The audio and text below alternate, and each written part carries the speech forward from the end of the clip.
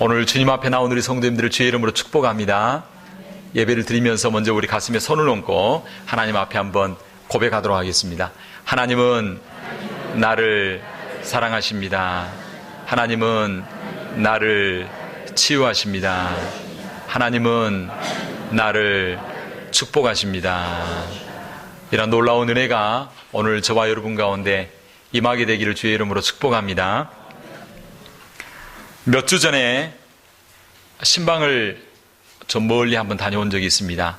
신방을 가면서 이제 신앙생활 한 지 얼마 되지 않은 한 성도님을 같이 모시고 가게 되었습니다. 그런데 그분이 신앙생활 하면서 힘들고 어려웠던 몇 가지 질문을 했습니다. 그 질문 두 가지를 했는데, 첫째는 목사님, 성경을 읽어보니까 그 성경의 내용이 다 이스라엘 역사인데 제가 왜 이스라엘 역사를 배워야 되나요? 제가 성경을 보면서 느낀 게 남의 역사 배우기 전에 우리 역사를 먼저 알아야 되겠습니다. 그렇게 이야기를 하더라고요. 그래서 우리 고구려 신라 백제 역사를 좀 알아야 되겠다고 그렇게 질문을 하시더라고요. 두 번째 질문은 내가 왜 우리나라에서 나온 종교가 아닌 외국 종교를 믿어야 되나요? 이렇게. 그래서 이제 신앙생활 처음 시작하는데 갈등이 되는 거예요. 지식인이고 또 지혜가 있으신 분인데 제가 왜 우리나라 종교가 아니라 외국 종교를 믿어야 되나요? 그렇게 질문을 하더라고요. 그래서 짧은 시간이지만 차 안에 가면서 그분에게 최선을 다하여 설명을 했습니다. 하나님께서 온 우주 만물을 어떻게 창조하셨는지, 그리고 그 중에서도 하나님의 형상대로 우리 인간을 어떻게 창조하고 만드셨는지를 이야기했습니다. 그리고 이야기하기를 하나님이 인간을 만들었는데 모험을 하셨는데 인간을 로봇처럼 프로그래밍해서 만들어서 자동적으로 시키는 대로 만드는 게 아니고 하나님께서 자유의지라고 하는 무한대의 능력을 주시고, 그리고 하나님이 다 만들어 놓으신 모든 피조물을 다스리고 정복하고 관리하고 창조적으로 살아갈 수 있도록 그렇게 허락하셨다라고 이야기했습니다. 그러면서 아담과 하와에게, 첫 인류에게 딱 한 가지 금하는 것이 있었는데, 너희가 모든 것을 다 먹고 다 다스릴 수 있으나 저 동산 중앙에 있는 무슨 나무? 선악과 나무의 열매만은 먹지 마라. 왜냐하면 너가 모든 것을 할 수 있고 모든 권세와 능력이 있지만, 그러나 그 선악과 나무를 딱 볼 때 너가 나를 생각하며, 내가 모든 걸 다 할 수 있지만 나는 피조물이고, 그리고 나를 지으신 창조주가 있고 나를 만드신 하나님 아버지가 있다라고 하는 그 사실을 늘 기억해라. 만약에 선악과를 먹는 날에는 내가 정령 죽으리라 라고 그렇게 말씀하셨습니다. 그렇게 이야기했습니다. 그런데 이 자유의지를 가진 인간이 이 사단에 의해서 시험을 받고 유혹을 받게 되어서 교만한 마음 때문에 유혹을 받아서 사단의 말에 순종함으로 말미암아 그에게 주신 모든 권세가 다 사단에게로 넘어가서 공중권세 잡은 사단에 의해서 이제 그렇게 지배를 받는 삶이 되었는데, 인간이 범죄함으로 말미암아 이제 하나님의 형상을 잃어버리게 되고 하나님에 대한 지식을 점점 시간이 감에 따라서 하나님에 대한 지식이 잊혀지게 되어지고 하나님을 모르게 되어졌습니다. 그래서 종교라고 하는 것이 나오게 되었습니다 라고 이야기를 했습니다. 그런데 그 수많은 종족, 시간이 가면서 후손들이 일어나게 되는데 그 가운데서도 수많은 민족이 있었는데 유일하게 딱 한 가정, 한 족속만 아담과 하와로부터 들었던 그 하나님에 대한 지식을 잊지 아니하고 계속해서 전수하고 가르쳐준 족속이, 가문이 있었는데 그 가문이 바로 아벨을 죽고 난 이후에 태어난 셋 족속입니다. 그런데 그 셋 족속 가운데 누가 있게 되냐면 아브라함이 바로 셋 족속의 후손으로 태어나게 되었습니다 라고 이야기를 했습니다. 그러면서 하나님께서는 이제 하나님을 잊어버리고 우상을 숭배하고 하나님을 잃어버린 백성을 구원하기 위해서 하나님을 기억하고 하나님에 대한 지식이 전수되어진 그 아브라함과 그 후손인 이스라엘을 통해서 모든 민족을 구원하기로 작정하셔서 이스라엘 백성들을 축복의 통로로, 그리고 구원의 통로로 사용하시기로 작정했습니다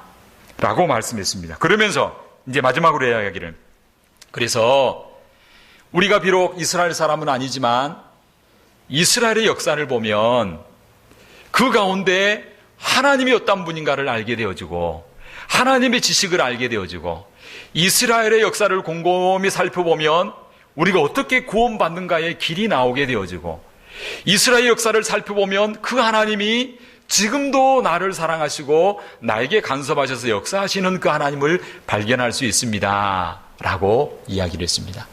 그러니까 그 성도님이 마지막에 이제 거의 목적지에 도착할 때쯤 돼서 그런 이야기를 하더래요. 아, 그렇네요. 하나님이 이스라엘을 통해서 하나님이 어떤 분인가를 알려주셨네요. 그러므로 성경이 이스라엘의 역사인데 그러면 이 성경을 읽어야 되겠네요. 라고 이야기를 하더라고요. 둘째로, 그 종교라고 하는 게 이방 다른 나라의 종교가 아니라 우리가 만든 종교는 우리가 만든 거고 이 기독교, 이 성경에 나와 있는 이 종교는 바로 하나님이 우리를 향한 그 본질적인 그것이네요. 그래서 이제 알겠습니다. 그렇게 이야기하더라고요. 그러면서 하는 말이 그러면 성경을 읽으면 그 가운데 역사하셨던 하나님이 지금 나에게도 말씀하시고 나에게 뭔가 의미를 주는 그러한 하나님이시네요. 라고 결론을 냈습니다. 할렐루야. 자, 이스라엘의 역사는요, 그저 인류 수많은 역사 가운데 지나간 한 역사가 아닙니다. 하나님께서는 이스라엘 역사를 통해서 오고 오는 세대 가운데, 그리고 오늘 살아가는 저와 여러분들 가운데 하나님이 어떤 분이신지, 우리가 어떻게 구원받을 수 있는 길을 저희들에게 계시해주고 있는 것이 바로 이스라엘의 역사고, 그 이스라엘의 역사가 바로 성경이라고 하는 것입니다. 사랑하는 성도 여러분, 성경을 읽으면서 성경에 나오는 이스라엘 역사를 곰곰이 보면요, 그 역사 가운데 누가 딱 보이냐면요, 하나님이 딱 보입니다. 하나님이. 이스라엘 역사 가운데 하나님이 어떤 분인가, 하나님이 딱 보일 뿐만 아니라 하나님이 어떤 성품을 가지고 있고, 그리고 그분이 어떤 분인가가 딱 보이게 됩니다.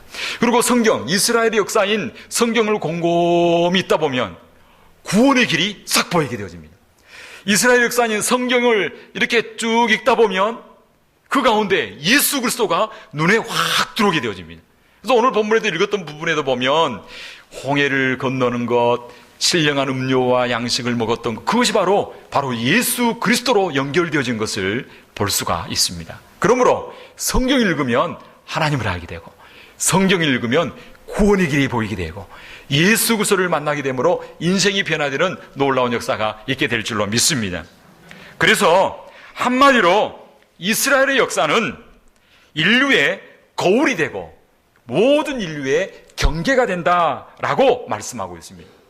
그래서 모든 인류가 구원받을 수 있는 신앙생활의 모델이 바로 이스라엘의 역사이고 성경에 나와 있습니다. 그래서 오늘 본문 6절은 이렇게 말씀하고 있습니다. 그런 일이 뭐예요? 이스라엘의 역사입니다. 그런 일은 그런 일은 우리의 거울이 되어 우리로 하여금 우리가 악을 즐겨한 같이 즐겨하는 자가 되지 않게 하려 함이라. 6절을 보면 이런 일들이 우리에게 거울이 된다라고 말하고 있습니다. 그 다음에 11절, 오늘 본문 11절은 뭐라고 말하고 있습니까? 다 같이 한번 읽겠습니다. 11절 다 같이 시작. 저희에게 당한 이런 일이 거울이 되고 또한 말세를 만난 우리의 경계로 기록하였느니라. 자, 그런 일, 저희가 당한 이런 일이 우리에게 거울이 되고, 그리고 그가 만난 그 사건들이 우리에게 경계가 되어지고 우리에게 경고가 되어져서 그 말씀을 따라서 우리가 어떻게 살아야 할지 그 가는 길을 보여준다라고 말씀하고 있습니다. 오늘 본문에 나오는 거울이라고 하는 말의 의미가 뭐냐면 그것은 예표, 모범이라고 하는 말입니다. 성경은 우리에게 수많은 예표, 수많은 모범을 보여주고 있습니다. 우리가 해야 될 것이 뭔가, 이스라엘 역사를 보니까, 아니면 하지 말아야 될 것이 뭔가, 우리가 본받아야 될 것이 뭔가, 아니면 우리가 본받지 말아야 될 것이 무엇인가를 성경은 거울이 되어서 예표가 되어서 우리에게 확 보여주고 있다라고 말씀하고 있습니다. 여러분, 거울을 보고 살죠. 저도 거울을 이렇게 자주 봅니다. 아침에 일어나면 거울 보면서 아이고 참 잘생겼구나. 아이고 잘생겼구나. 아이고 이 복받을 사람. 이렇게 또 하루를 시작합니다. 그래서 저는 저 얼굴을 보고 싶어가지고 일부러 타겟에 가가지고 거울을 하나 사가지고 우리 그 사무실에 보면 큰 거울이 하나 있음에도 불구하고 동그란 거울을 하나 사고 앞에는 보통으로 보이고 뒤에는 크게 보이는 거 사가지고 가끔 착착 돌려보면서 크게도 보고 작게도 보고 이렇게 스스로 얼굴을 이렇게 보고 있습니다. 거울을 보는 이유가 뭐냐면 얼굴에 혹시 뭐가 묻었나 아니면 옷 매무새가 혹시 넥타이가 틀어졌나. 예전에 사실 우리 교회에서 밥을 먹고 저도 모르고 저도 몰랐는데 이빨 앞에 빨간 고춧가루가 탁 끼어 있었는데 그것도 모르고 제가 인사하면서 안녕하세요 안녕히 가세요 이렇게 했는데 나중에 보니까 고춧가루가 이렇게 있더라고요. 얼마나 참 성도님들이 보고 웃겼겠나라는 생각을 좀 하게 되었습니다. 거울을 보는 이유가 뭐냐면 그것을 보고 고칠 것은 고치고 때릴 것은 떼고 그리고 매무새를 다질 것은 매무새를 다지기 위해서 거울을 보는 것입니다. 사랑하는 성도 여러분, 오늘 말씀의 거울을 보면서 우리 자신을 점검하고 우리 자신이 고쳐야 될 것이 무엇인가 우리 자신을 돌아보도록 하게 하는 것이 바로 이스라엘의 역사요 성경이요 하나님의 말씀이다 라고 하는 것입니다. 사랑하는 성도 여러분, 오늘 본문 1절에서 4절까지 보면 이스라엘 백성들이 얼마나 하나님의 큰 축복을 받았는가를 말하고 있습니다.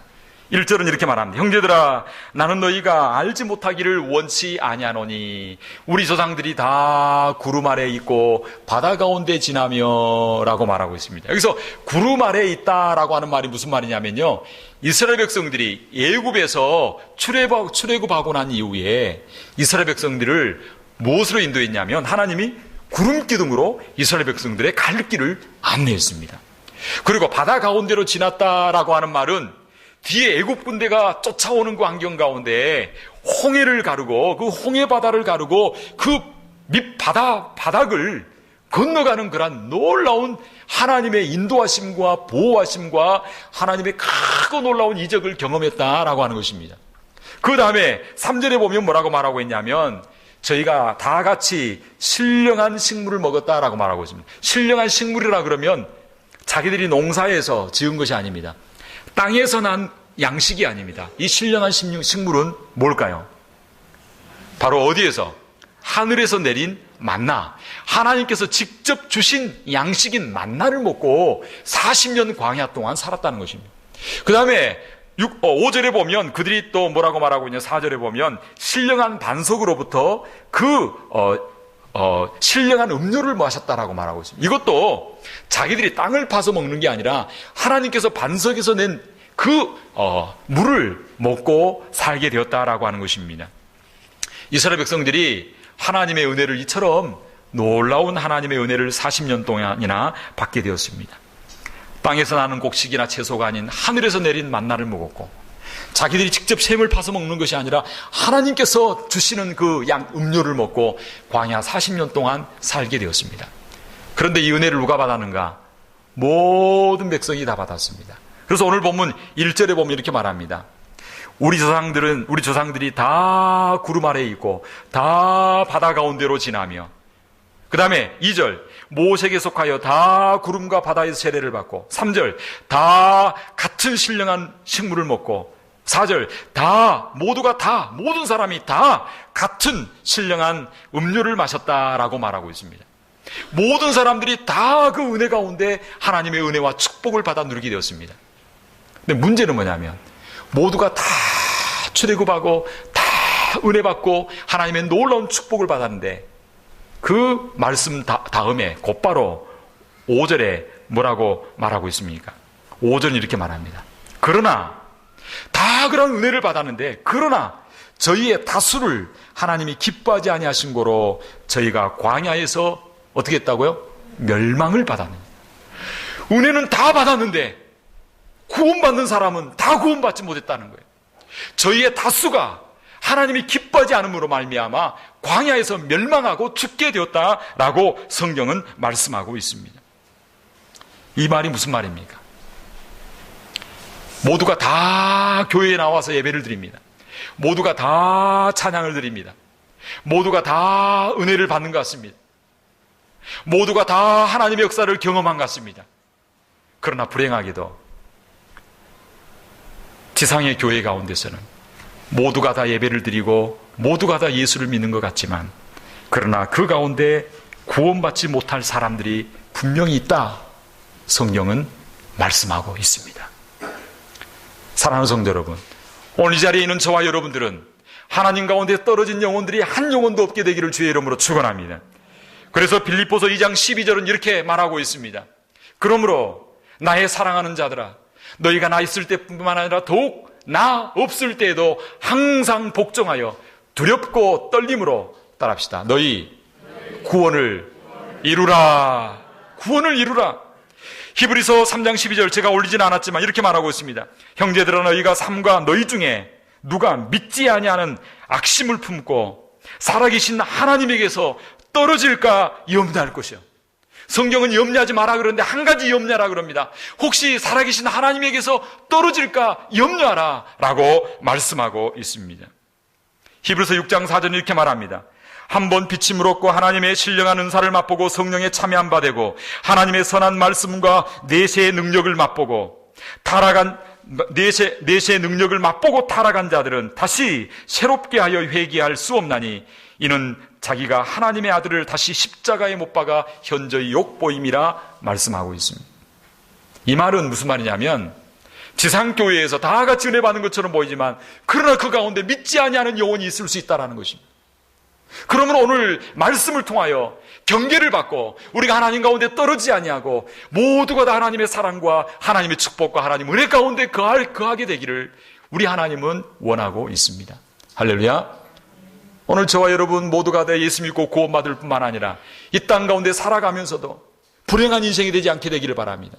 하나님의 말씀에 순종하고 하나님과 함께함으로 말미암아 하나님의 역사심의 증거가 나타나는 축복된 생애가 펼쳐지게 되기를 주의 이름으로 축원합니다. 할렐루야. 마치 미국에서 한국에서 미국으로 오는 비행기는 탔지만 자녀가 비행기표를 끊어줘서 비행기는 타고 오지만 비행기 타고 오면서 시골의 할머니가 처음 비행기를 타면서 비행기 안에서 주는 모든 음식과 모든 음료를 내 아들에게 짐 지우기 싫다고 해서 거기에 나오는 음식을 하나도 먹지 아니하고 12시간을 쩔쩔 굶고 물 한 모금도 마시지 아니하고 다 거절하고 오는 것과 같은 그런 저와 여러분이 되어서는 안 될 줄로 믿습니다. 비행기 타고 오면 자동으로 그 안에 모든 기내식과 모든 것 다 공급으로 받을 수 있는데 마치 예수 믿고 구원받고 살지만 하나님 계신 축복은 받아 누리지 못하고 이 땅 가운데 살면서 늘 힘들고 어렵게 그렇게 우리 인생을 살아가서는 우리 하나님께서 기뻐하는 삶이 아닐 줄로 믿습니다. 사랑하는 성도 여러분, 왜 이스라엘 백성들이 그들의 삶 가운데 한없는 축복을 받고 한없는 은혜를 받았음에도 불구하고 그들 중 다수가 멸망을 광야에서 받을 수밖에 없었던 이유가 무엇입니까? 그것은 6절에 이렇게 말하고 있습니다. 그런 일은 우리의 거울이 되어 우리로 하여금 저희가 따라합시다. 악을 즐겨한 것 같이 악을 즐겨했다는 것입니다. 악을 늘 사모하고 겉으로는 이스라엘 백성들 안에 있지만 마음속에 늘 사모하는 것이 있었습니다. 그것이 악이라고 말하고 있습니다. 그 악이 무엇인가? 오늘 본문은 4가지로 그 악을 들춰내고 있습니다. 이것이 우리에게 거울이 되어서 우리로 실수하지 아니하고 우리로 비참하고 공고한 삶이 아니라 우리로 말미암아 참으로 행복하고 참으로 하나님 앞에 영광을 올리는 하나님 기뻐하시는 삶을 살도록 저와 여러분들에게 도전하고 있습니다. 오늘 말씀을 통해 보여주는 거울이 무엇입니까? 그 첫 번째 거울이 무엇입니까? 그것은 바로 따라합시다. 우상숭배 하지 말라. 우상숭배하지 말라라고 하는 것입니다. 첫 번째 거울입니다. 7절은 이렇게 말합니다. 저희 중에 어떤 이들과 같이 너희는 우상숭배하는 자가 되지 말라라고 오늘 성경은 말씀하고 있습니다. 사실 이 본문의 배경은 출애굽기 32장에 나오는 말씀입니다. 모세가 하나님으로부터 십계명을 받기 위하여 시내산에 올라갑니다. 40일 동안 올라가 있는데 40일 동안 모세가 내려오지 않으니까 이스라엘 백성들이 아론을 협박을 합니다. 아론에게 요구합니다. 모세가 죽었는지 어떻게 아느냐? 우리를 인도한 신을 만들라라고 이야기합니다. 그래서 사람들이 금 귀고리를 가지고 와서 뭘 만드냐면 금 송아지를 만들고 그리고 그 앞에서 뛰놀고 그리고 우상숭배하게 되는 것을 볼 수 있습니다. 하나님께서는 이것을 보고 진노하셨습니다. 그리고 우상숭배하는 자들을 진멸하셨습니다. 하나님께서는 우상 숭배하는 것을 가장 싫어하십니다.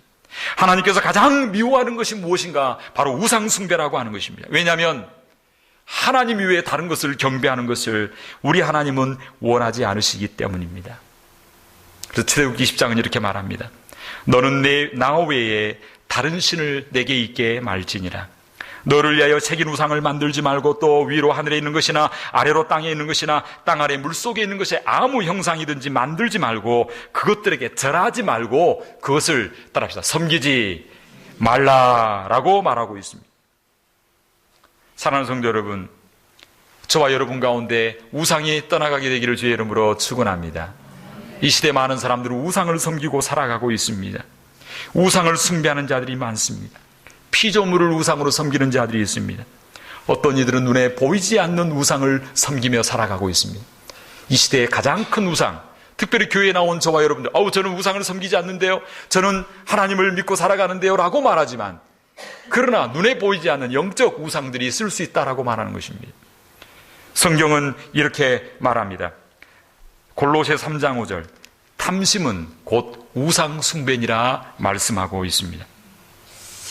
광야에서 이스라엘 자손들이 우상 숭배하다가 많은 사람들이 죽임을 당한 것처럼 오늘도 눈에 보이지 않는 우상을 섬기고 따라가다가 그것 때문에 죽임을 당하는 사람들이 많이 있다라고 성경은 말하고 있습니다.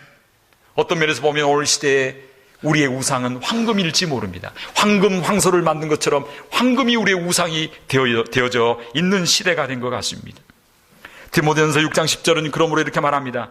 돈을 사랑함이 일만하게 뿌리가 되나니 이것을 사모하는 자들이 미혹을 받아 믿음에서 떠나 많은 근심으로 자기를 찔렀도다 라고 말씀하고 있습니다.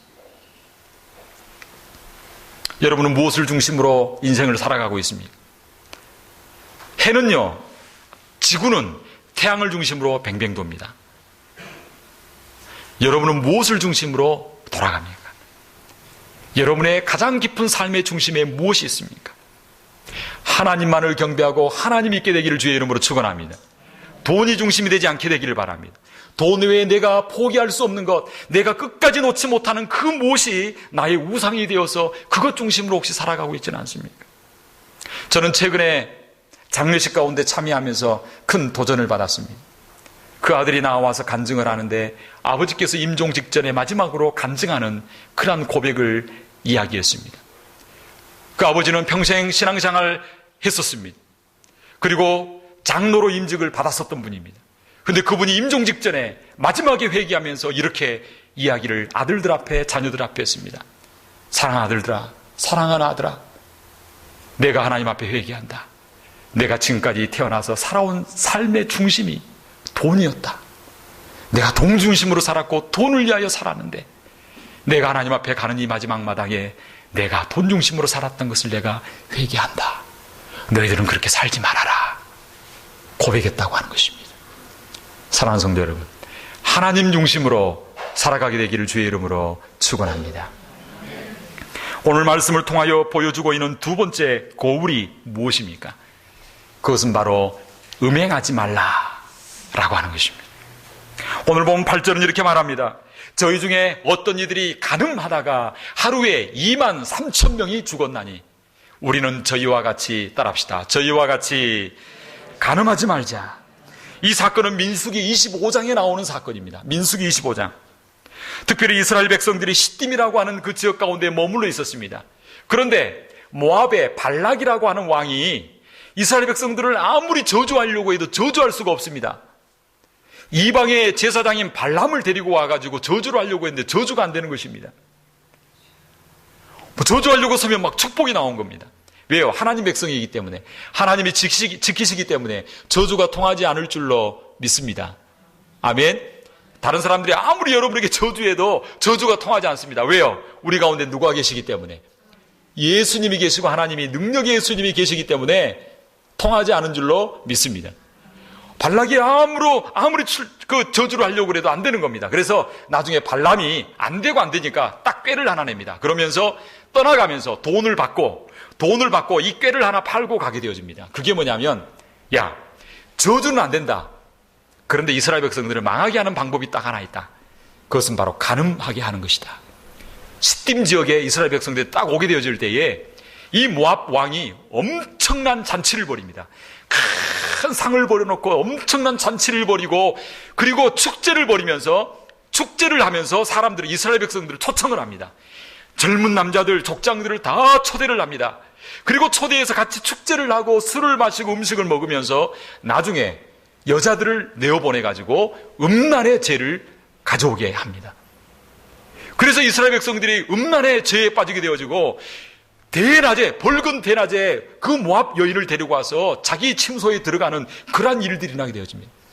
그래서 제사장 엘르아살이 그 창을 들고 나아가서 그 사람의 배를 찔러서 죽이는 그러한 일이 민수기 25장에 보면 생생하게 기록되어져 있습니다.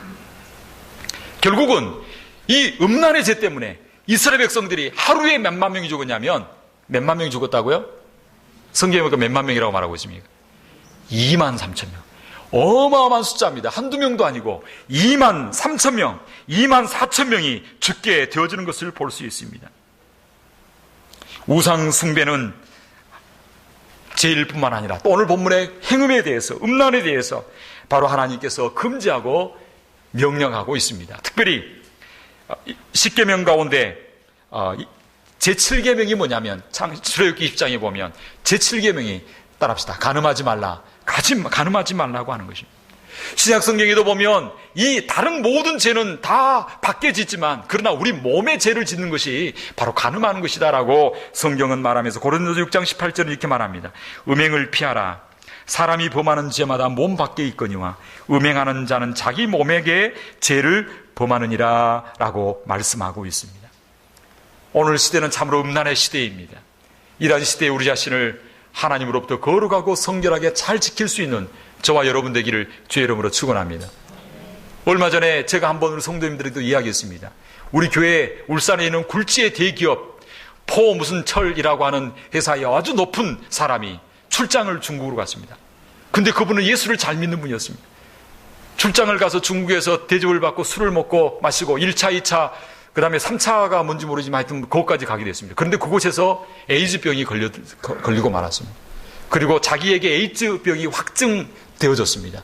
그 충격적인 사실 앞에, 그리고 자기뿐만 아니라 부인도 에이즈가 걸리게 되었습니다. 자살을 시도하는데 차를 몰고 전봇대를 들이받았는데 부인과 자녀들만 죽고 자기만 살아나는, 한순간의 실수가 한 가정을 망치게 되고 한 인생을 망치게 되었다라고 하는 것입니다. 오늘 시대가 참으로 어두운 시대입니다. 그러므로 우리 자신뿐만 아니라 우리 자녀손들을 위해서 늘 깨어서 기도해야 될 줄로 믿습니다. 근데 내가 내 자신을 지킨다고 되는 게 아니에요. 사건을 만날 수도 있어요. 그러므로 우리가 깨어서 우리 자손들을 위해서 늘 하나님 지켜보아야 주옵소서, 늘 깨어 기도해야 될 줄로 믿습니다. 세 번째, 말씀을 통하여 우리에게 보여주고 있는 거울이 무엇입니까? 그것은 따라합시다. 하나님을 시험하지 말라. 하나님을 시험하지 말라는 것입니다. 오늘 본문 9절은 이렇게 말하고 있습니다. 저희 중에 어떤 이들이 주를 시험하다가 뱀에게 멸망하였나니 우리는 저희와 같이 시험하지 말자라고 말씀하고 있습니다. 이 사건도 민수기 21장에 나오는 사건입니다. 이스라엘 백성들이 홍해길을 지나서 이제는 머물러 있던 광야 가운데 이제 가나안 땅을 가기 위하여 에돔이라고 하는 그 지역을 지나가게 되어집니다. 그런데 에돔이라고 하는 그 지역을 지나가게 될 때에 너무나 광야가 메마르고 황량했습니다. 그리고 에돔 족속이 자기 땅에는 들어오지 못하게 하기 때문에 거친 길을 가야 됐습니다. 그래서 마실 것과 먹을 것이 너무나 참으로 부족한 상황이었습니다. 이때 이스라엘 백성들이 하나님 앞에 원망하고 지도자 앞에 원망하게 되어집니다. 그래서 왜 우리에게 이런 척박한 곳으로 인도하느냐? 그러면서 나중에 뭐라고 이야기하냐면, 이제는 위에서 매일마다 주는 이 만나, 이 척박한 음식, 이 박한 음식을 내가 싫어하노라. 이까진 거 먹고 내가 뭐 살겠느냐? 라고 하나님 앞에 원망하게 되어집니다. 결국은 먹고 마시는 것으로 말미암아 하나님의 선하신 뜻과 하나님의 인도하심을 불신하게 되어집니다. 그래서 하나님의 인도하심, 하나님의 선하신 하나님의 그 놀라운 뜻을 시험했다라고 성경은 말씀하고 있습니다. 출애굽기 17장 7절에 보면 이렇게 말합니다. 그곳 이름을 맞사라 불렀으니 이는 그들이 여호와를 시험하여 이르기를 여호와께서 우리 중에 계신가? 여호와께서 우리 중에 계신가? 하나님의 능력을 시험합니다. 왜 이런 고난을 주는가? 하나님을 시험하고 하나님을 의심했다라고 하는 것입니다. 여기서 시험이라고 하는 말은 다른 말로 하면 의심하는 것입니다. 하나님이 살아계신가? 하나님이 내 기도를 응답하시는가? 하나님이 지금 나와 함께 하시는가? 하나님 우리 교회와 함께 하시는가? 의심하는 것, 그것이 바로 시험하는 것이다, 성경은 말합니다. 그래서 시험하는 그들에게 뭘 보내냐? 민수기 1장에 보면 불뱀을 보내게 되어집니다. 불뱀이 물어서 막 죽게 되어집니다. 그래도 하나님께 모세가 기도합니다. 이스라엘 백성들을 좀 살려주세요라고 하니까 그 불뱀의 형상을 따서 놋뱀을 만들어가 장대에 달아라. 그리고 그것을 보는 자는 살 것이요 그것을 보지 않는 자는 죽게 되리라 말씀하고 있습니다. 그런데 여전히 하나님을 믿지 못하고 장대를 본다고 무슨 독이 없어지나요? 예수 믿는다고 어떻게 구원받나요? 십자가가 무슨 능력이 있나요? 그 놋뱀을 보지 아니한 자는 다 죽게 되었습니다. 그러나 하나님을 믿고 하나님을 시험하지 아니하고 믿고 그 놋뱀을, 장대에 달린 뱀을 바라본 자는 다 치유받고 살아나게 되는 역사가 있게 된 줄로 믿으시기를 주의 이름으로 축원합니다. 사랑하는 성도 여러분, 우리를 향한 하나님의 뜻은 언제나 선하십니다. 지금 내가 시련을 만나고 지금 내가 고통 가운데 있다고 할지라도 그 고통과 시련에는 하나님의 뜻이 있는 줄로 믿습니다. 어떠한 고통 가운데서도 하나님을 시험하지 마시기 바랍니다. 하나님의 선하심을 의심하지 마시기 바랍니다. 하나님의 약속을 의심하지 마시기를 바랍니다. 하나님을 믿으시기 바랍니다. 근데 너무나 놀라운 것은요, 그 시련 이후에 큰 축복이 이스라엘에게 예비되었습니다. 하나님께서 곧바로 위로 올라가지 않냐고 에돔을 따라서 그 바깥으로 돌게 하신 이유가 있습니다. 그 바깥으로 돌아서 에돔을 따라서 위로 올라가는데 그 다음에 어떤 일이 나게 되냐면요, 요단 동편의 모든 땅을 다 취하는, 요단 동편의 모든 땅을 다 취하게 되어지는 그런 놀라운 축복이 예비되어져 있었다는 것입니다. 살아계신 하나님의 선하신 계획이 있었습니다. 혹시 여러분의 삶 가운데 지금 고통 가운데 어려움 가운데 있습니까? 지금 하나님이 안 보인 것처럼 보입니까? 답답합니까? 끝까지 인내하며 하나님 앞에 나아가시기 바랍니다. 마침내 그 에돔을 지나고 난 이후에 요단 동편의 모든 땅을 예비해 주시고 취하게 하시는 특별하신 하나님의 섭리가 저와 여러분 가운데 있는 줄로 믿습니다. 마지막 네 번째 거울이 무엇입니까? 그것은 바로 원망하지 말라라고 하는 것입니다. 오늘 보면 10절은 이렇게 말합니다. 저희 중에 어떤 이들이 원망하다가 멸망시키는 자에게 멸망하였나니 너희는 저희와 같이 따라합시다. 원망하지 말라. 오늘 본문은 민수기 13장, 민수기 14장과 관련되어 있는 말씀입니다. 이스라엘 백성들이 이제 가나안 땅을 정복하기 위하여 정탐꾼을 보냅니다. 12정탐꾼을 보내는데 그 중에 10명의 정탐꾼이 와서 이야기합니다. 그들의 성은 장대하고 견고하고 그들은 키도 크고 능력이 있고 우리는 그들 앞에 비하면 메뚜기 같은 존재입니다. 우리는 그 땅을 취하지 못합니다. 우리는 할 수 없습니다. 어떻게 그들 앞에 우리를 죽게 만듭니까? 라고 10명이 보고를 합니다. 그들의 부정적인 보고가 이스라엘 백성들 가운데 쫙 퍼지게 되어집니다. 사실 좋은 소문은 잘 안 납니다. 그러나 불평 원망하는 것은요, 금세 물이 듭니다. 작은 누룩이 큰 덩어리를 그냥 곰팡이가 들게 만들듯이 이 원망으로 말미암아 온 백성들이 통곡하는 그러한 장소가 되어집니다. 그래서 민수기 14장 1절에 보면 이렇게 말합니다. 온 회중이 소리 높여 부르짖으며 밤새도록 무슨 고가 있더라? 통곡가 있더라. 통곡은 언제만 해야 됩니까? 누가 돌아가실 때만 통곡해야 되는데 그 원망의 소리를 듣고 원망으로 전염이 되어서 밤새도록 통곡하게 되어집니다. 그러면서 우리가 이곳 가운데 메뚜기처럼 뛰다가 죽을 존재가 되었도다, 그렇게 이야기합니다. 그때 하나님께서 뭐라고 말하고 있냐면 13절에 23절 27절에 이렇게 이야기하고 있습니다. 27절 한번 보여주시기 바랍니다. 나를 원망하는 이 약한 회중은, 이 회중을 내가 어느 때까지 참으랴? 이스라엘 자손들이 나를 향하여 원망하는 바 그 원망하는 말을 우리가 들었노라. 그 원망하는 말을 우리가 들었노라 라고 말하면서 그 다음에 28절 이렇게 말합니다. 여호와의 말씀에 나의 삶을 가리켜 맹세하노라. 너희 말이 내 귀에 들린 대로 내가 너희에게 시행하리라. 사랑하는 성도 여러분, 그러므로 어떤 환경 가운데서도 원망과 불평의 말을 하지 아니하고 오히려 감사와 찬양의 말을 할 수 있는 저와 여러분 되기를 주의 이름으로 축원합니다. 사실 아까 우상 숭배와 간음과 그리고 시험과 원망, 마음 깊은 곳 가운데는 뭐가 있냐면요, 불신이 있습니다. 누구에 대한 불신? 하나님에 대한 불신. 원망이라고 하는 것은 참고 기다리지 못한 조급성 때문에 일어나는 것입니다. 그리고 하나님의 능력과 사랑을 믿지 못하는 불신 때문에 원망이 나오는 것입니다.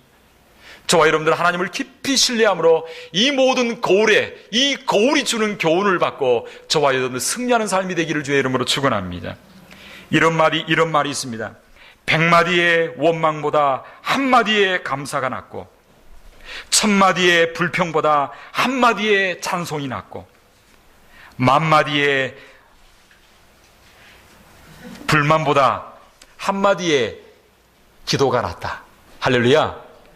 저와 여러분 하나님 앞에 감사하고 하나님 앞에 찬송할 수 있게 되기를 주의 이름으로 축원합니다. 마지막으로 한 가지 예화만 들고 마치려고 합니다. 세계 최고의 암 전문 병원이 있다고 합니다. 미국 텍사스 주립대에 MD 앤더슨이라고 하는 암센터가 있다고 합니다. 그곳 가운데 31년 동안 봉사한 김의신 박사라고 하는 의사가 있습니다. 사실 여기도 우리 의사 선생님이 계시는데요, 이게 정확한 자료인 줄 압니다. 근데 김의신 박사가 연구했는데 이런 결과를 발표했습니다. 믿음이 암 치료에 실제적인 효과가 있다라고 주장을 했습니다. 그러면서 그분이 교회 성가대원들과 일반 사람들을 비교했는데, 저는 지금 조사돼서 발표 나온 걸 제가 리서치해가지고 이야기합니다. 성가대원들의 면역세포, 이분이 말하기를 NK세포라고 합니다. NK세포가 있습니까? 우리 하여튼 NK세포라고 하는 게 있다고 합니다. 그런데 이 NK세포, 면역세포가 일반인보다 몇십 배도 아닌 1000배 많다고 합니다. 1000배. 그러니까 아까 앉아있는 성가대원들 찬양하는 거 보니까 성가대원들 찬양할 때 여러분 복 받은 겁니다. 할렐루야. 사실 일찍 와서 연습하고 준비하는 게 너무 힘들지만 찬양하고 하나님 앞에 찬양하고 영광 올려드릴 때에 하나님께서 건강하게 해주시는 것입니다. 할렐루야. 근데 우리 김의신 박사만 연구 발표한 게 아니라 1998년 미국 듀크 대학의 해롤드 퀘니히, 데이비드 라슨이라고 하는 두 의사가 실험 연구를 했는데, 매주일 교회에 나와 찬양하고 감사하며 예배 드리는 사람이 그렇지 않은 보통 사람보다 몇 년 정도 더 살까요? 7년을 더 산다고 합니다. 7년. 할렐루야. 그래서 교회에 나와서 예배 드리는 사람들은요, 늘 찬양하고 감사하는 것입니다. 찬양하고 감사할 때 그 찬양과 감사의 고백 가운데 하나님께서 우리 육신의 건강에도 하나님께서 은혜를 다해 주시는 그러한 축복이 있다라고 성경은 학자들은 이야기를 하고 있습니다. 성경에도 우리에게 감사하라라고 말씀하고 있습니다. 사랑하는 성도 여러분, 원망의 반대말은 감사와 찬송입니다.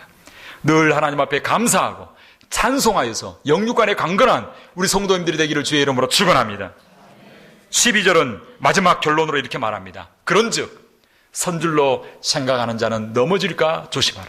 이 네 가지 문제는요, 늘 우리가 조심해야 됩니다. 그래서 말씀의 거울 앞에 우리 자신을 살피면서 마치 거울을 보고 혹시 뭔가 흐트러졌는지, 단정한지, 더러운지, 깨끗한지, 아니면 이렇게 살펴보는 것처럼 말씀의 거울 앞에 우리 자신을 늘 살피면서 우리 자신을 잘 단장하여서 영육간의 복을 받고 영원한 천국에 들어갈 뿐만 아니라 이 땅 가운데서 축복을 받는 역사가 있게 되기를 주의 이름으로 축원합니다. 이 땅 가운데 살아가면서 여러 가지 시험이 없을 수는 없습니다. 그럴 때마다 하나님 앞에 엎드리시기를 바랍니다. 하나님 앞에 엎드리고 나갈 때 이러한 네 가지 시험들이 늘 우리를 찾아올지라도 오늘 보면 마지막 13절에 이렇게 말씀하고 있습니다. 사람이 감당할 시험밖에는 너희에게 당한 것이 없나니 오직 하나님은 미쁘사 너희가 감당치 못할 시험당함을 허락지 아니하시고 시험당할 즈음에 또한 피할 길을 내사 너희로 능히 감당하게 하시느니라. 어떠한 시험이 있을지라도 하나님 앞에 엎드리고 하나님 앞에 살피고 깨닫고 난 이후에 하나님 앞에 기도할 때 넉넉하게 이런 시험을 감당할 수 있게 해주실 줄로 믿습니다. 그래서 저와 여러분의 생애가 하나님을 기쁘시게 하는 삶, 축복의 통로가 되는 저와 여러분 되기를 주의 이름으로 축원합니다. 이 시간 한번 기도할 때 하나님, 말씀의 거울 앞에 내 자신을 비춥니다. 시시각각 찾아오는 우상숭배, 시시각각 찾아오는 음란, 시시각각 찾아오는 시험, 불신, 시시각각 터져나오는 원망과 불평, 하나님 아버지, 이러한 것들 주님 앞에 내려놓습니다. 이러한 유혹으로부터 저희들을 건져주시고 하나님 넉넉하게 이겨나갈 수 있는 삶이 되게 하여 주옵소서. 이 시간 주님 앞에 조용히 잠잠하게 하나님 앞에 한번 기도함으로 나아가기로 원합니다. 기도하겠습니다. 살아계신 하나님 아버지,